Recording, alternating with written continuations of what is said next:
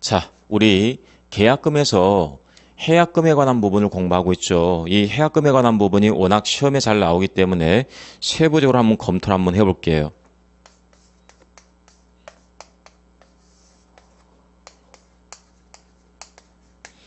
자, 매매를 했잖아요. 매매대금 5억 원으로 합의를 본 거예요. 그리고 이 을이 갑에게 계약금을 지급했어요. 계약금이 넘어갔다라고 한다면 이 계약금을 가지고 계약관계를 해지할 수가 있는데요. 이걸 해약금이다라고 하고 다른 말로 계약금에 기한 해제다라고 합니다. 우리 계약관계를 끝내게 되면 갑에게 예상하지 못한 손해가 생기잖아요. 예상하지 못한 손해가 생기니까 이 손해 부분을 계약금 가지고 보상해주고 이 계약관계를 끝내면 된다. 이게 바로 해약금의 성질이다라고 보시면 되는 거죠. 그런데 을이 계약관계를 끝낼 때와 갑이 계약관계를 끝낼 때 약간의 차이점이 있죠. 이 을이 있잖아요. 이 을이 계약관계를 끝내고 싶다라고 한다면 의사표시만 하면 되는 거죠. 어차피 갑에게 지금 현재 계약금이 넘어가 있으니까 갑은 계약금을 가지고요. 이 을은 계약을 끝내면 되는 거죠. 예를 들면 계약금이 5천만 원이다라고 했을 때 이 을은 5천만 원 포기하고 이 계약관계를 끝내면 되는 거죠. 의사표시만 있으면 되는 거죠. 그런데 만약에 갑이 계약관계를 끝내고 싶다. 이 경우에 갑이 을에게 야, 내가 너에게 2배를 주겠다. 너한테 받은 돈 5천만 원 플러스 5천 총 1억을 내가 일주일 뒤에 너에게 줄 테니까 이 계약을 끝내라고 의사표시를 했습니다. 그런데 이것만으로는 아직 을에게 돈이 안 넘어갔잖아요. 따라서 이 계약관계는 해제되지 않습니다. 이 경우에는 이미 갑에게 계약금이 넘어갔으니까 계약관계가 끝나겠지만 이 경우에는 의사표시만으로 만약 계약관계가 끝난다라고 한다면 을에게 손해가 생길 수가 있기 때문에 분명히 이 갑이 계약관계를 끝내고 싶다라고 한다면 의사표시 외에도 2배 있잖아요. 2배를 현실적으로 제공을 해야 된다라고 이야기합니다. 네, 이런 차이점이 있다는 걸 기억하시고요. 뿐만 아니라 우리가 계약금을 가지고 계약을 끝낼 때는 시간적 제한이 있습니다. 판례가 하게 되면 중도금 지급을 보고 있습니다. 즉 중도금 지급했다라고 한다면 이 자체를 이행의 착수로 보기 때문에 더 이상 계약관계를 끝낼 수가 없다라고 이야기하고 있습니다. 다시 기억합니다. 중도금을 지급했다라고 한다면 이행의 착수로 보기 때문에 더 이상 계약금을 가지고 계약관계를 끝낼 수가 없다. 을도 끝낼 수가 없고 갑도 끝낼 수가 없다는 거죠. 둘 사이에 어느 한 사람만이라도 이행에 착수했다라고 한다면 두 사람 모두 계약관계를 끝낼 수가 없다라고 보시면 되겠네요. 그 다음에 계약관계가 해제가 됐습니다. 계약관계가 해제가 됐기 때문에 이제 효과가 나오는데요.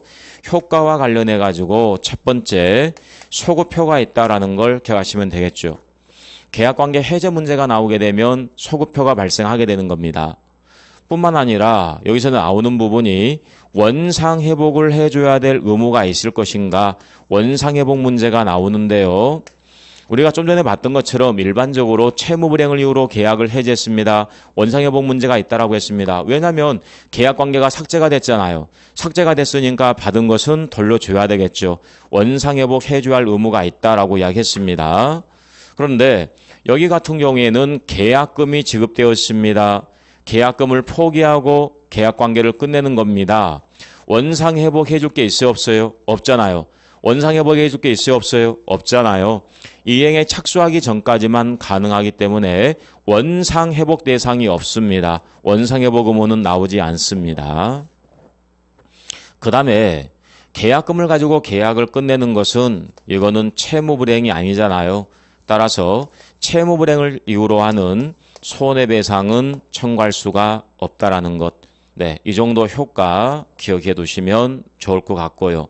그 다음에 위약금에 관한 문제가 나와 있잖아요. 위약금 말 그대로 계약을 위반했기 때문에 몰수하는 돈이다라고 보시면 되겠네요. 무슨 말이냐면 여기서 한번 설명을 해드려 볼게요.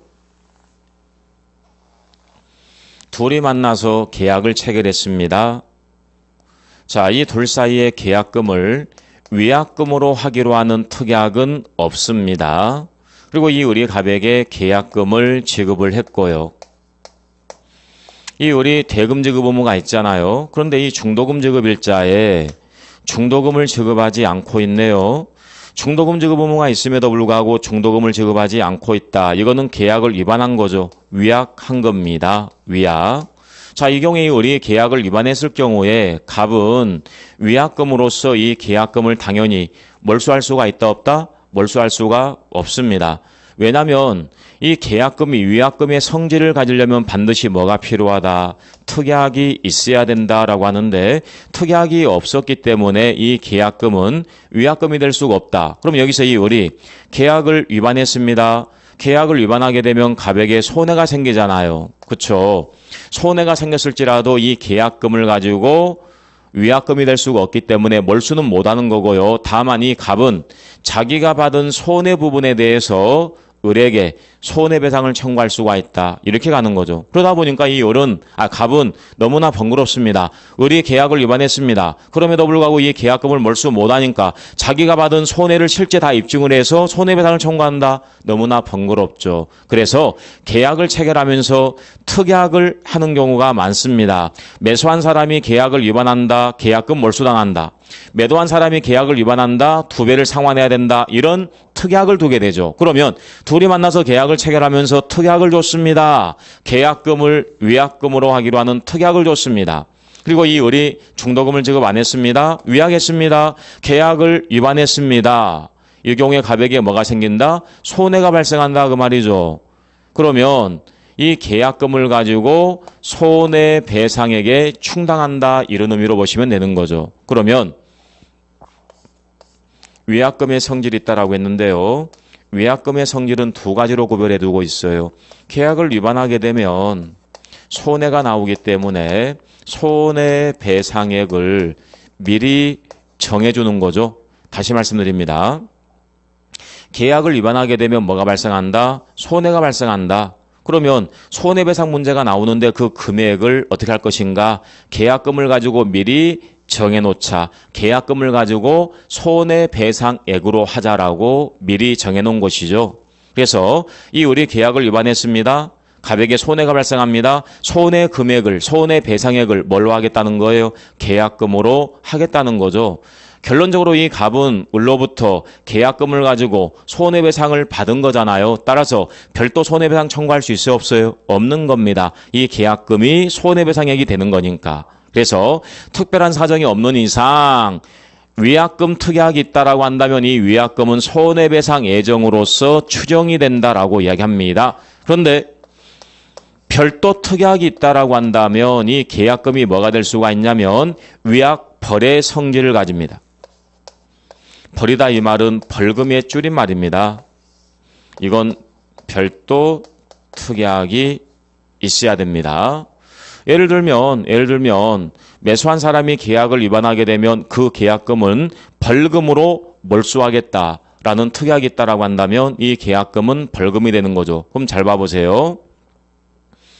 지금 뭐라고 말씀드렸냐면 위약 벌금 특약이 있다 했습니다. 이 우리 계약을 위반했습니다. 계약을 위반했다. 이 경우에 이 계약금 있잖아요. 이 계약금은 뭐가 된다는 거예요? 벌금이 된다는 거예요. 벌금. 벌금으로서 이 계약금을 몰수한다 그 말이죠. 그러면 이 갑은 계약금을 벌금으로 몰수한 겁니다. 갑에게 손해가 발생했습니다. 손해배상 받은 적 있어요? 없어요? 없잖아요. 이 계약금은 단지 벌금이라니까요. 따라서 이 갑은 을에게 별도로 손해배상 청구할 수 있다 없다? 있다는 거죠. 이게 여기하고 여기에 차이점이 되는 거죠. 벌금으로 받은 경우에는 계약금이 벌금인 거예요. 계약금이 벌금. 따라서 손해배상을 별도로 청구할 수가 있는 거죠. 근데 여기 같은 경우는 계약금이 뭐가 되는 거예요? 이게 바로 손해배상액이 되는 거예요. 이미 손해배상 받은 거니까 별도 손해배상 청구할 수 있다 없다? 없다. 이런 식으로 논리가 전개가 된다는 겁니다. 네. 자, 우리 교과서 체크하고 넘어갈게요. 596페이지 맨 아래쪽에 3번 계약금 나와 있고요. 가로 1번 의. 제가 여러분이 볼 때 유심히 좀 주의 깊게 봐야 될 사항들은 밑줄을 다 쳐놨으니까 밑줄 친 내용들을 잘 보시면 되겠죠. 597페이지 맨 위쪽에 동그라미 2번 두 번째 줄에 종된 계약. 한 줄 내려오니까 요물 계약. 이 부분들을 기억하시면 되겠고요. 아래쪽에 가로 2번에 계약금의 법적 성질의 문제가 나와 있죠. 세 가지가 있습니다. 동그라미 1번 증여